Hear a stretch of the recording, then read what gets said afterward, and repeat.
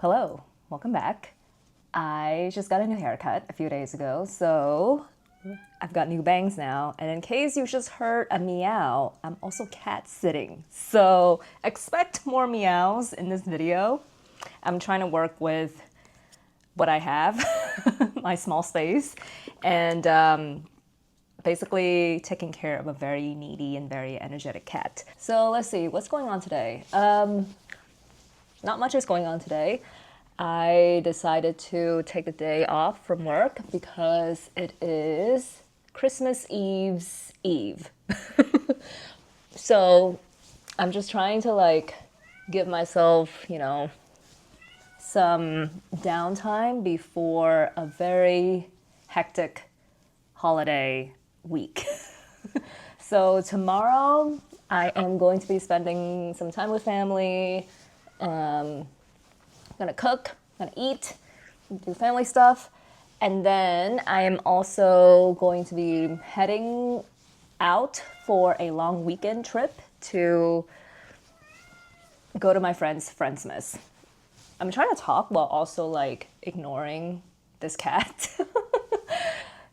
He is very, very cute. Hopefully I'll get to show him on camera later, but he is very little. Well, actually, he's not that little anymore, but he's basically a teenage boy, so he is very needy.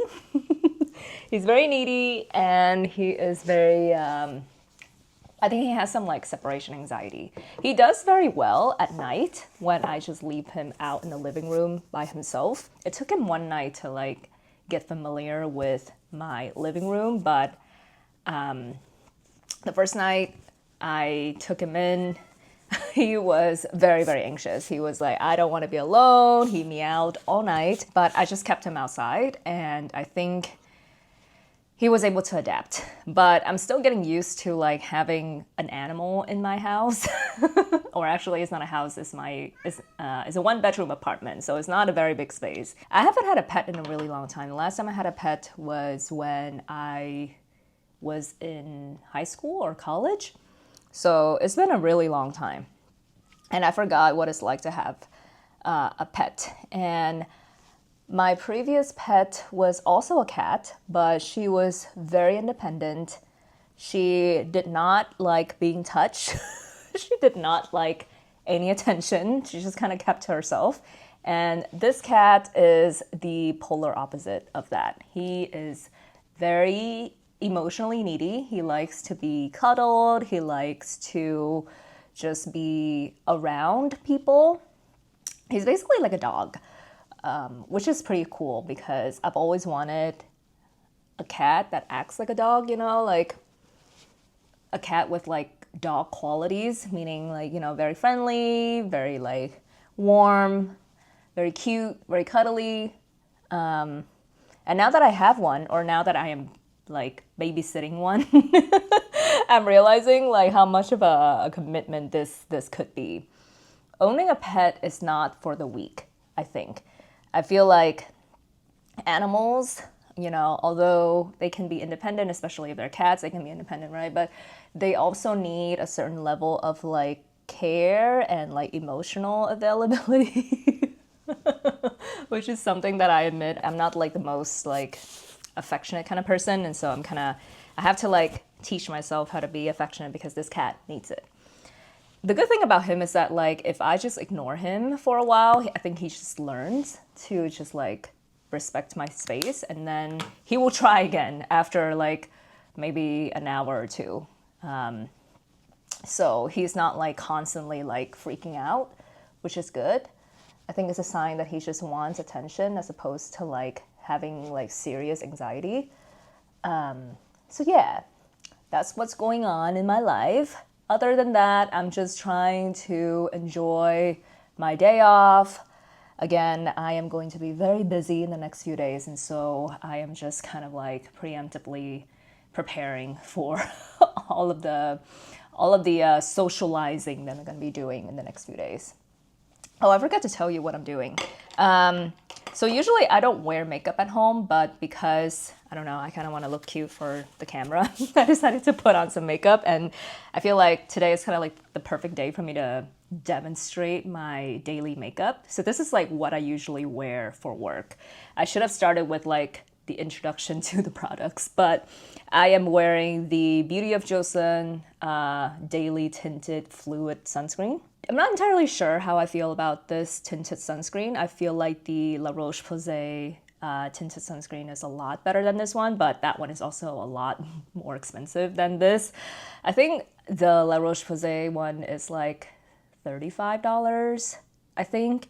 And this one from Beauty of Joseon is, I think it's like $16 or less. So it's basically like half the price, which is a very nice like alternative if you're looking for like a more affordable tinted sunscreen.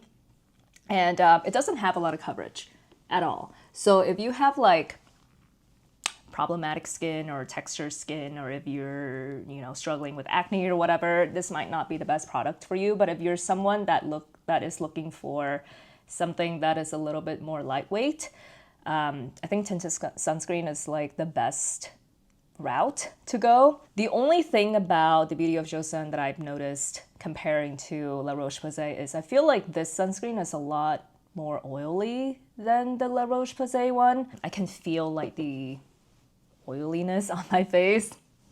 So if you're someone who prefers something that is a little bit more, I don't know, dried down, this might not be the product for you. But yeah, I like to alternate between the two. It just depends on my budget at the time, or it just depends on like how I feel. But I feel like after trying the two consistently, I prefer the La Roche-Posay one over this one. But this is a good alternative. It's not a bad product. Okay, so after I put on a layer of that, I decided to add some, Hourglass concealer. So this is in the shade Beach. I usually don't wear foundation on the daily. I think the only time that I wear foundation is for like a night out, if I'm going to some all-day event and I need my makeup to stay intact. But for like a daily type of situation, I usually just stick to tinted sunscreen or tinted moisturizer, and then some concealer. In terms of like the quality of this concealer, my bangs are so fucked up right now. I'm still trying to figure out what to do with them when I'm putting on makeup, because I don't want to pin them up, because I notice that when I do, they tend to stay stuck.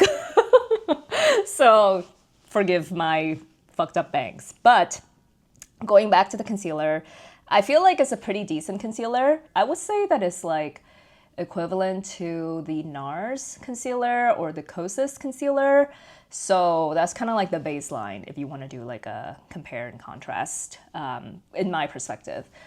I am also not a makeup person, so I can't really give you like detailed, pros and cons of like all the products that I have used. But so far, I feel like this is pretty good. It goes on pretty smoothly. It doesn't crack throughout the day. And it does provide like pretty good coverage as well. It's also like not super thick. Like I know that there are some concealers out there that are basically like paints, so you can just paint them on. I don't really like those because I feel like, I don't know, they're too like heavy for daily usage. And I prefer to see some like natural skin texture, because it's just, I don't know, it just looks better that way. But yeah, the coverage is pretty good. I also don't have a lot of problematic things. Like I have dark circles, and I also have like some blemishes and stuff here and there, but it's not like I don't have like super problematic skin. So this concealer works for me. After that, I put on some Rhode, what is this called? Blush, creamy blush, pocket blush. This is in the shade Toasted Teddy. So Toasted Teddy looks really dark on camera. Okay, I don't really have like good lighting in here, but it looks really, really dark. It's almost like a dark, like reddish brown color, but when it goes on the skin, it looks really natural.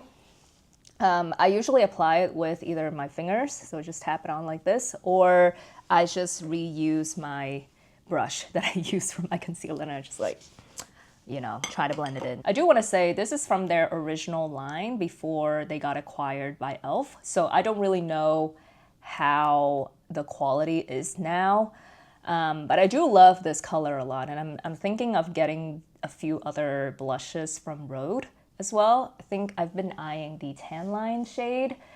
It looks like a corally, like sun-kissed kind of color, and I feel like that's something that I need for myself. But it's not like an emergency, like it's not like an absolute need. So I'm kind of waiting it out, and I feel like I need to do more research to figure out if that's what I want. In terms of blush placement, I usually just put it like at the highest point of my cheeks and I blend upward to my temple. I have like pretty high cheekbones and like a pretty square jawline, like a wide jawline. So I feel like if I were to put my blush like right in like the middle of my face like this, it would just make, I feel like that would just make my face a lot wider, and I'm trying to do more of a lifted, sculpted kind of thing. I feel like I have cat hair like everywhere. One thing about me is that I'm also kind of allergic to cats. So it's very unfortunate because I love cats. And this little cat sitting situation is kind of like my, like, I don't know, my attempt to see if I can actually have a cat. If my body keeps reacting like to the, you know, the cat hair and the dander and all that, I think I might need to reconsider. Or I might need to wait it out to see when would be the best time for me to get a cat, because it could just be like an issue of space. Like my apartment right now is pretty small. So having a cat, even though it doesn't take up a lot of space, I still feel the presence and the, the activity and sometimes the chaos like very, very strongly. So there are a lot of things that I need to consider. I'm very happy that I have this opportunity to kind of, you know, test it out first before I actually adopt a cat, and then finding out that I can't or I'm not capable of taking care of a cat right now. So after blush, I usually do, how do you say, powder, setting powder. So if it's like a daytime situation, I usually do this setting powder from Supergoop. It's not focusing. I don't know why. Okay, but it's a setting powder from Supergoop, and it's got SPF in it. So it kind of helps with like, you know, just like piling on SPF when I'm like outside. And I usually just kind of dab it everywhere. In terms of how good it is at like making sure that the makeup stays intact, I am not so sure, because I feel like by the end of the day, my makeup melts away no matter what I do. But I don't really mind that, because it's kind of like, you know, like I don't really expect any makeup to stay on my face or to be glued on my face for like more than a few hours, because my application is usually very light to begin with, and I don't want like a heavy layer of makeup. And so I think some like melting off is okay. So yeah, at daytime, I usually just stick with that Supergoop setting powder, but at nighttime, I use the Laura Mercier loose setting powder. And this is the Ultra Blur Tone Up version. I don't really know the difference between this and the original, like the original version. I think the quality is okay. You know, it does its job. I don't really see any toning up or blurring or anything like that. And that could also be because of my application and like my, like, I don't know. I don't really wear like a heavy layer of makeup anyway, even when I do a full face. So next, I usually put on some primer. I have very oily eyelid, and so no matter what I do, I always have to do like an eye primer. And even though I don't wear eyeshadow during the day, I think it helps with keeping the eyeliner intact. So I usually just dab on a layer of eye primer, and I'm just using the Urban Decay eye primer. Everybody knows about this one. And then while that is like kind of settling in, I usually go in with like some mascara first. And I have a reason for this. I am very lazy, so I think putting on mascara first kind of helps with like mistakes. Like if there's like some smudging or whatever, I can just, you know, put the eyeliner over it.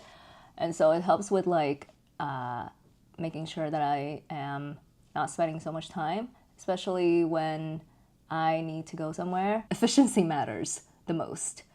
But yeah, I usually just apply like a layer of mascara. I also have very short lashes, and so mascara is probably like the most time-consuming part of my makeup routine. And I am currently using the Dior waterproof mascara. It's pretty good. I have very short lashes and it's still able to pick up the individual lashes, which is great. And it does give like a fuller effect without looking like spidery, you know? So I kind of like it. I've had it for a really long time and it's actually like running out, so it's drying. But I feel like it's still pretty decent. I think it's a little bit more on the expensive side, but it's okay. I mean, it's not like I buy like 10 mascaras to try them out at once. So I tend to finish all of my products before I buy like a replacement. So I think I can afford to like spend a little bit more. After that, I would go in with some eyeliner. So it depends on how much time I have. Like if I have a lot of time, I will attempt to do like a liquid eyeliner. But if I don't have a lot of time, I would just do like a pencil eyeliner. And the liquid eyeliner that I usually use is from Stila. And this is the one that has like two tips. So one is like a regular size tip and the other one is like a micro tip. But I have the travel version. So I think this one only comes with like a micro tip. So it's okay. It's very, very skinny. I don't know if you can see. But it makes it very precise. So you kind of have to have like a very steady hand with this. It does stay on all day and it does not smudge. So that's the part that I really like about this liquid eyeliner. It's also waterproof as well. So like you kind of have to use some kind of oil to take it off and whatever, but I think it works really well. I am not going to do a liquid eyeliner today because I just don't want to like do that. Fun fact, I also learned how to do like a liquid eyeliner, I want to say like when I was 27, 28. So not that long ago. I've always wanted to learn how to do makeup properly. And by that I mean like, you know, like doing all the techniques and the layers and like the blah, blah, blah, blah, blah. But I just never had like the patience to do it. And so knowing how to put on like an eyeliner was a huge accomplishment for me. I'm pretty good at like doing, how do you say, like a pencil eyeliner. I'm like pretty fast when it comes to pencil, but when it comes to liquid, it's just, I don't know. I feel like it's always kind of crooked no matter what I do. Even though I have a very steady hand, it's still a challenge. Voila, okay. I think this is all for the face. The last step is just lips. So in terms of lips, I don't really know what I'm doing. I feel like I've always done like some kind of like a light red or like, I don't know, something that is a little bit more vibrant, but I feel like I am now leaning towards something that is a little bit more muted because, you know, it is winter time. I'm not trying to like wear a red lip right now. So let me see what I have in my collection, which is not much. I don't really have a lot of stuff. Let's see, should I use this one? It's almost out. I don't know if you just heard, but he just meowed. I guess this works. Okay, so I am using, what is this? What is you? Romand Glasting Melting Balm in the shade Nougat Sand. I'm almost out of this. Like this is all that's left. So it's basically like a My Lip with Better shade, but a little bit darker. I think it looks almost brown on camera, which is fine. But it's supposed to be like a lip balm, I think, but it has like a heavier texture. It's almost like a lipstick kind of like texture. So it's a little bit heavier. Okay, let me just try to make sure that my eyeliner is not transferring onto my eyelids. That is something that I struggle with a lot. I feel like my eyes or like the skin around my eyes are pretty oily. So no matter what I do, it's always, I don't know. I think it always gets whatever colors or eyeliner that I put on, it always gets transferred everywhere. So that's why I tend to just stick to like a messier look. So even when I do like an eyeliner or like an eyeshadow, I just kind of keep it very messy because I know that it's gonna get messy no matter what. But I think that is all. Usually this is all I wear. And this is like what I wear to work as well. I would change up like the lip color, but in terms of like the steps, this is it. I'm gonna try to fix my bangs because one thing about having bangs is that it's really cute when you first have them cut, but if you don't know how to style them, they tend to look kind of crazy. I haven't had bangs like these in a while. I think I started experimenting with bangs like a few months ago, but I haven't found somebody who is able to like cut them properly. I feel like with bangs, you kind of have to do more of like a voluminous or like more of a textured hair, because if it's too straight, it can look really, really heavy. Unless you are doing like a pin straight, like supermodel kind of look, then it could work. But my hair is not super pin straight, like it has a little bit of texture or like a little bit of wave because of the layers. I tend to make my hair look bigger so that it's not too heavy at the top.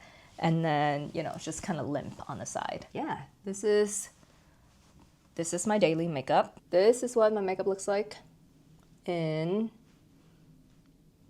how do you say, natural light. We don't have a lot of like sunlight today. It's like basically very cloudy outside. And so this is what the look looks like. I think next step, I am going to paint my nails. So I painted my nails, I want to say like last week, but they already got chipped. And so I took the polish off. I used like a regular polish, and so those only last like 2-3 days. And I'm going to a family thing tomorrow, so I kind of want to make them look nice. And yeah, let's go to the living room. Okay, welcome to my living room. I did some decorations. I don't know if you could see, but this is Luscious. Luscious is what I call my Christmas tree. Let me just kind of pan up for you to see. So Luscious is very cute, very small. She is real, or is it a he? I think I meant for him to be a he, but sometimes I just forget. I just call everything a she. But he is real. And I decorated him with like a bunch of ribbons and some like pearls, fake pearls strings.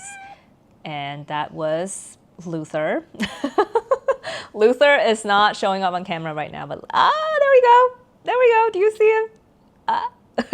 I'm sure he's gonna be walking around a lot. Luther has a super fluffy tail, and the tail takes up a lot of, how do you say, a lot of attention. Oh, I guess Luther is sitting in my lap now. Okay. I think I'm gonna paint my nails with a red polish because why not? You know, it is Christmas and Luther is here watching. So I'm gonna try to do that without him like, I don't know, getting involved, okay? I don't allow him in my bedroom because, I don't know, my body is still kind of adapting to having a cat, so like allergies are kind of acting up, and I just wanted a space in my apartment where I can just breathe.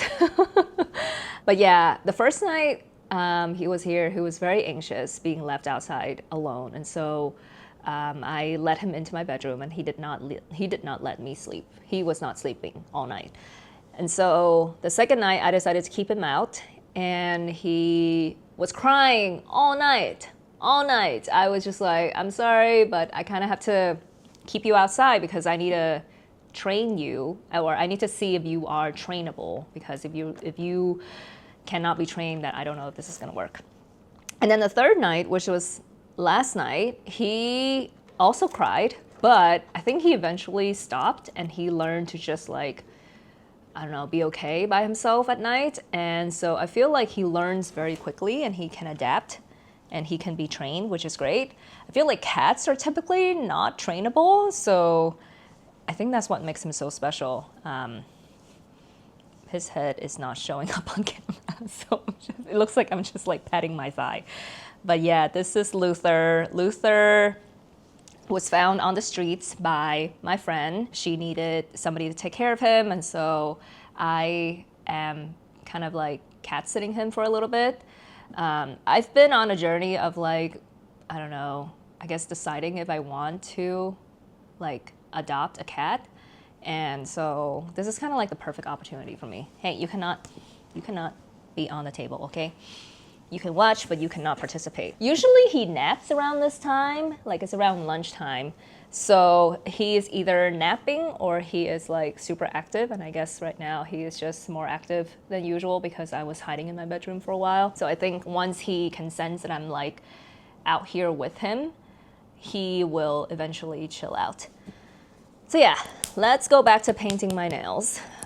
So I'm just using the Sally Hansen Insta-Dry. It's just the basic, like one of the cheaper options. And I haven't had red nails in so long, so it's gonna be fun. I also like to paint my own nails because I have very small nails. So like when I get a manicure outside, I feel like people just don't know what to do with my nails because they're so small. It's literally like children's size. I don't know why my nails never grew. Well, I kind of know why. I bite my nails, so maybe that's why. Red is also a very hard color to work with, so I'm just gonna try my best. Thankfully, this cat is not like naughty. Like it doesn't knock things down or he's actually like pretty respectful of like my space. Like he hasn't damaged anything that I am aware of. But yeah, how was your holiday season so far? I have been working up until yesterday. I was actually debating if I wanted to like work today as well. And then I was like, oh, you know, I'm gonna be going to family tomorrow. I think I should just take some time to like prepare and just kind of get my body and my mind and my spirit in the holiday season. I don't consider myself a workaholic, but I am the type of person that if I am not done with something, then I will keep thinking about it. And I'm trying to stop myself from thinking about work because work is work. You know, I'm being paid to do what I need to do, and there's always gonna be work. So yeah, I'm trying to like reclaim my personal time is what I'm trying to say. Okay, I'm done with the first layer. So I'm just gonna let them dry a little bit. I think last time I painted my nails, I got a little bit too excited and I did not let them dry properly. And so they became a mess. What have I been up to this holiday season? I watched a bunch of movies on Netflix, like holiday movies. I recently watched the latest Knives Out. It's the one with the priest. I forgot what it was called. That one was really good. Is it as fun as the Onion one? I guess it's fun in that it feels almost like a modern, how do you say, like a contemporary period piece, because the setting is in like the Catholic church. And so, you know, like the characters were wearing all of these like Catholic, I don't know, garments and stuff. I felt like I was watching a period piece, even though it's like, the setting is in like contemporary time. I like that aspect of that, kind of like blurring the timeline or like blurring the, I don't know, the setting. I recently watched another one starring, what's her name? Minka Kelly, I think. It's the one with like this lady who is going to Paris to, I don't know, purchase like a vineyard or something. I'm really horrible at recapping movies, so that's basically the premise. But I think it has something to do with like champagne and Christmas in the title, Christmas champagne or whatever. That one was actually like pretty decent. It's just your typical like, you know, holiday rom-com. I love that there's, you know, like the whole wine aspect to it, because I recently found out that I'm really into wine, or like the whole like vineyard experience. So I do love that whole like winery, champagne, France and Paris and snow and, you know, all of that, and French speaking people as well. So I like that one. I enjoyed that one. I would recommend watching that one. Another holiday movie that I really like, it's actually pretty cringy, it's called Happiest Season, I think. It's the one starring Kristen Stewart and the other white girl. I don't know what her name is, but it's about this lesbian couple going home for the holidays and finding out that, their partner is not out to the family, and so chaos ensues and all of these things, and yeah. It's pretty, I would say it can be a tough watch because the chemistry between the two actresses are not quite there, but there's not a lot of like queer holiday movies out there, and so I will watch whatever I can find. And I'm all about a little bit of cringe, a little bit of camp, a little bit of predictability, I guess, for holiday movies, because I don't want to think too much, like when it comes to like this time of year, I just want to like watch some stupid shit and not think and just kind of like dissociate from reality. So yeah, I do like that one a lot. I kind of wish that Kristen Stewart's character ends up with the other character, the doctor. I feel like that would have been a lot better, and I feel like a lot of people agree. I remember when it first came out, I was just like watching it almost like on the daily because I was going through a lot of shit at that time. I think it came out during the pandemic or like right after the pandemic, and so I was trying to recover from all the traumas that the panini, caused. And oh no, Luther, what are you doing on my desk? Get down. He is literally standing on my like side table. So I'm hoping he's not gonna fall or he's not gonna knock my bonsai over. But okay, I guess you're just gonna chill there. Anyway, yeah, I was watching Happiest Season almost every day when it first came out because I was going through a really hard time and I was feeling very isolated. I was just like, I just need something that I can disappear into and not think about my life. And so I think for a while, Happiest Season became like my holiday tradition. But unfortunately, I no longer have Hulu, so I can't watch it this year.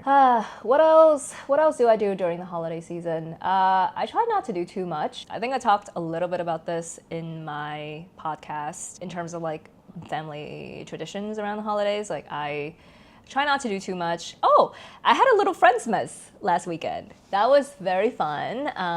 It's very cozy. I invited 2 of my friends over, and so we just ate and we drank wine and we did a little bit of a vision board activity with actual like magazine clippings and like stickers and all of that. So that was fun. I haven't made like a physical vision board before.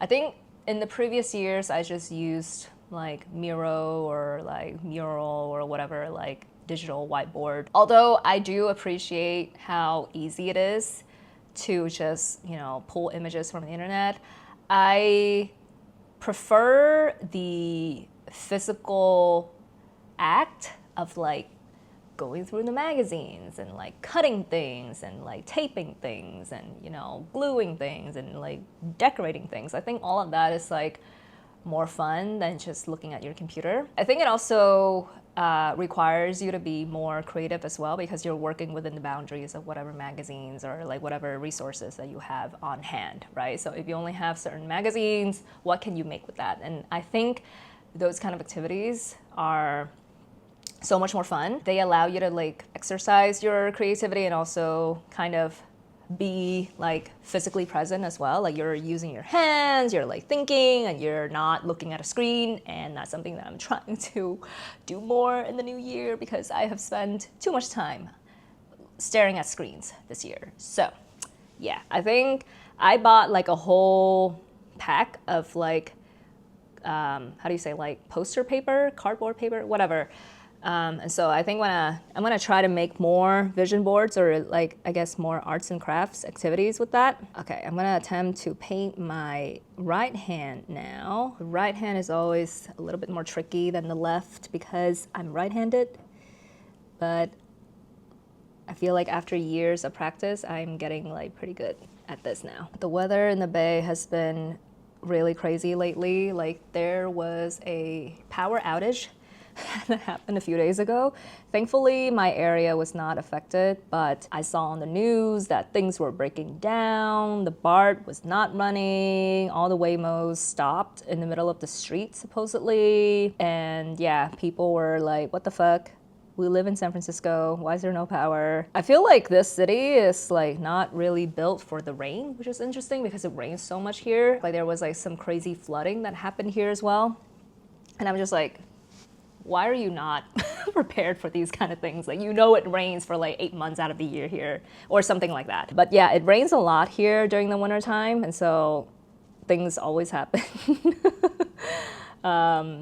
But yeah, power outage was something that I don't think anybody expected. I'm gonna let this hand dry.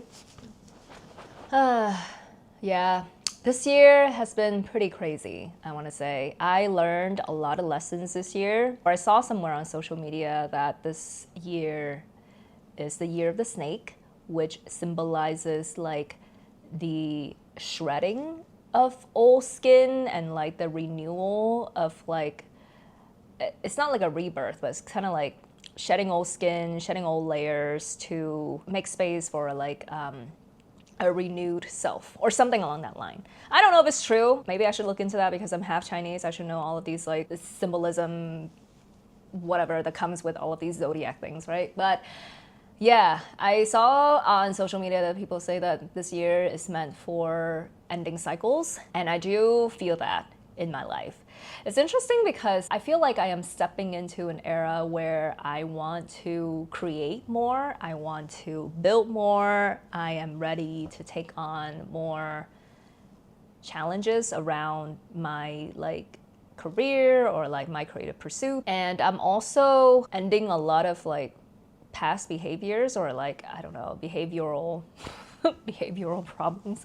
I don't know, problematic like cycles, you know, in terms of how I interact with others, in terms of how I allow certain energies into my life. And I feel like this year has taught me to be more protective of my own energy. Like I definitely saw that I was able to recognize like toxic environments very quickly, and I was able to take actions as soon as I got enough information. It also was very tough on me emotionally because I had to let go of a lot of connections that I had invested in the previous years. I mean, I guess, I don't know, I've always had a feeling that these connections were not meant to evolve into something more, how do you say, into something deeper. I was already kind of okay with the fact that these could be, you know, just surface level connections. And I didn't anticipate that these connections turned out to be unhealthy.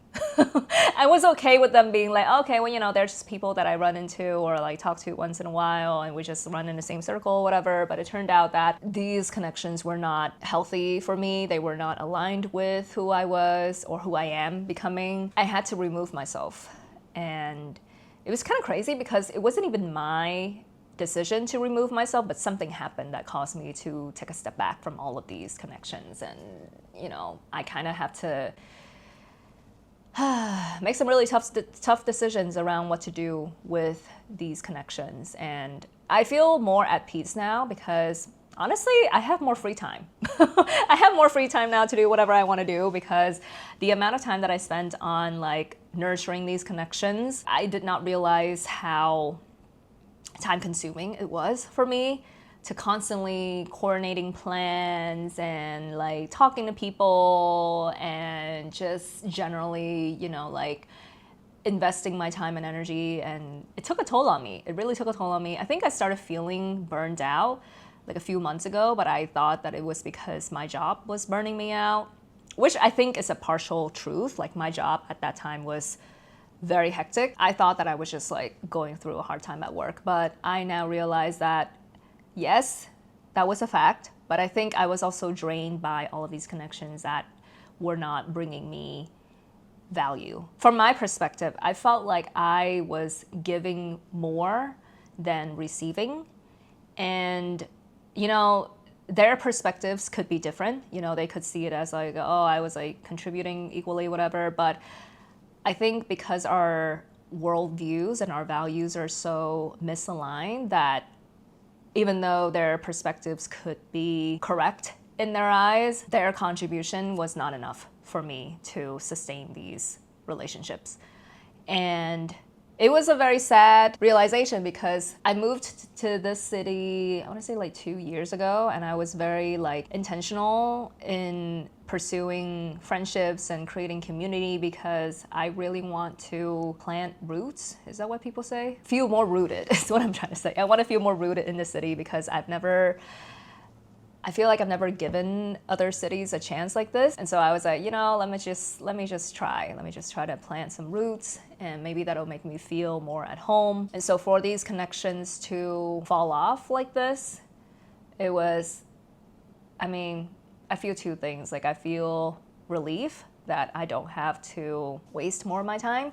But I also feel sad because it's kind of like, oh, well, I didn't anticipate saying goodbye to so many people. Even though it was for the better, it was still not a good feeling. So yeah, I think I'm gonna go into the details of it once I do more reflections on friendships. I've had a lot of lessons around friendships this year. It's kind of crazy. Like I had like a friendship breakup in the summertime, and then I just went through several friendship breakups just now as well. And these are all new friendships, which is kind of interesting because I feel like all of these recent like experiences just show me that I am more aware of my values now, and I am more aware of the kind of energies that I want to invite into my life. And I think when I first moved here, I was more like in the mindset of like, I just want to meet people. I just want to make a bunch of connections, and then, going wide is going to hopefully introduce me to more people. And I think that approach was the right one at that time. Now that I have spent enough time with like the connections that I have built so far, I can reevaluate if these are the connections that I want to continue nurturing. And I think I was able to find that answer through some really like unfortunate events. And the answer is I need to expand my search. I need to continue searching. And it's not a bad thing because like I think naturally I'm a very I'm very open-minded to new connections. Like I love meeting new people. I'm generally like a very curious person when it comes to like everything, especially like people. So making new connections is not a problem for me. I find that to be very exciting. But I think my challenge now is to figure out which connections are worth investing in quicker so that I'm not wasting my time.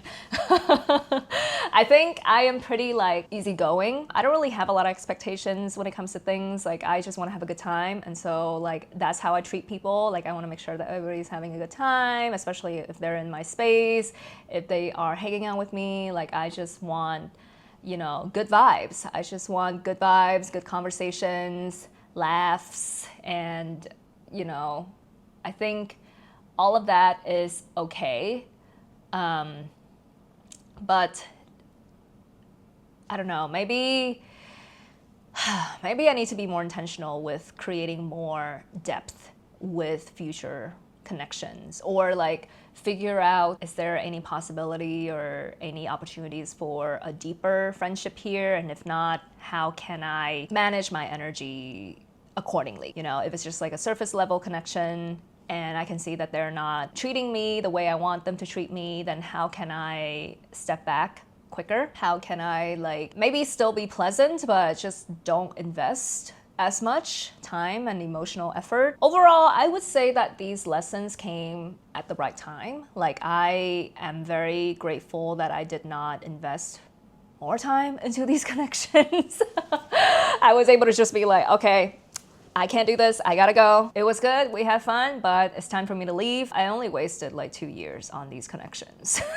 So that's not a lot of time. When I was younger, I have had friendships where I would like try to fix and try to sustain, and I would like bend over backwards in order to maintain these friendships because I treasured them so much that I was kind of like losing myself in them, and I was like kind of like sacrificing myself. And those friendships, they're no longer a part of my life. And if they are, they're very much like I love you from afar type of friendships. I'm just glad that I learned from those experiences and I didn't like spend 10 plus years nurturing these ones that I just removed. Yes. I feel like it could just be the fact that I have been looking into or like tapping on all of these like friendship related things or like, you know, boundary related messaging on social media. But I've been seeing like themes around like, I am not explaining myself anymore. I'm just going to silently remove myself, or like, you know, adults know exactly what they're doing, you know, etc., etc. Like that type of messaging is something that I see a lot on Instagram. So I don't know if like we are collectively going through something with like our connections or our like, how do you say, understanding with boundaries and self-respect. But it's definitely very interesting. Like the theme of self-respect is something that I am more aware of, I guess. I think self-respect is something that unfortunately is not taught in society, especially if you're a woman. Like the messaging around self-respect is not talked about a lot. I feel like with men, like, you know, like they are told at a very young age that they should just do whatever that benefits them. But with women, I feel like the messaging has always been like, you need to make sure that everybody around you is happy, and there's like this expectation of like you have to self-sacrifice in order to maintain the peace, or in order to move the culture forward or something like that. I feel it's very sad because I feel like as women, we need to be more respectful of ourselves, because I feel like we are taken advantage of and taken for granted for so many generations that like we need to stop, you know? Like you can't be like acting like this anymore. There's also this other messaging going on where like you are the villain in someone's story for like creating boundaries, or like for like, you know, stepping away or whatever. And I kind of want to like challenge that perspective, because like you're not being a villain by like standing by your values and like sticking to your boundaries. You are just being respectful of your space, your energy, your worldview, your values. You're just being respectful of what it is that you want and how it is that you want people to treat you. The people who don't respect you, those are the villains. Those are the people who need to like fucking figure it out, because it's kind of like, I don't know what your problem is, you know, maybe you need some fucking like professional help. It's just interesting that like, you know, all these messaging is showing up, and like women being more authoritative or like more mindful and more respectful of their own energy and of their own space and time and effort, you know, is being seen as like like us being a villain in someone's story, or like being difficult or being like challenging or whatever, when in reality it's just like we're just doing what it is that we want to do. You know, like we're not like causing any harm stepping away from something that we don't want to do. Like we just don't want to do it. And that's how I've been feeling too. I'm just like, I don't get why me not wanting to participate in something is such an issue for other people, because it's kind of like, is it because you don't have anybody else that can like do these things for you, and you could see that I'm capable of doing these things for you, and that's why you're lashing out because I'm no longer available? I just had some really crazy shit happen this year. It's just like really strange behaviors, like behaviors that I did not think I would experience at this age. Like I'm in my 30s. Like I thought that people in their 30s would be behaving differently, and what my therapist told me is that people can behave strangely at any age. I am generally a very like generous person, especially when it comes to my time and my resources. I think that quality tends to attract people who are just selfish. I'm not out here trying to save nobody anymore. Like I'm not out here problem solving for people who are not paying me. My time is expensive, okay? Like I get paid a certain amount of dollars for work. And so if I am expected to put in work and problem solving for someone, I am going to start billing them, because like the amount of mental energy that I put into like these connections that I had, you know, like I can never get that time back. But yeah, it's been a very interesting year. I learned a lot. And I'm gonna try to upload one more video before the end of this year, just to recap on what happened this year, and also to kind of reflect on this season of my podcast. If you're not a subscriber, please subscribe, follow my podcast. I would really appreciate that. And if you are a listener, thank you so much for spending your time and making space for my voice and my content. I really appreciate your support, and this is the best gift that I could ever ask for this holiday season. Okay, I just put on my top coat, and I'm gonna try to sit still so that these could dry completely. But I just want to say thank you all so much for tuning in, and I wish you the happiest, merriest holiday season, full of rest, full of joy, full of good food and good company. And I will see you again hopefully next week.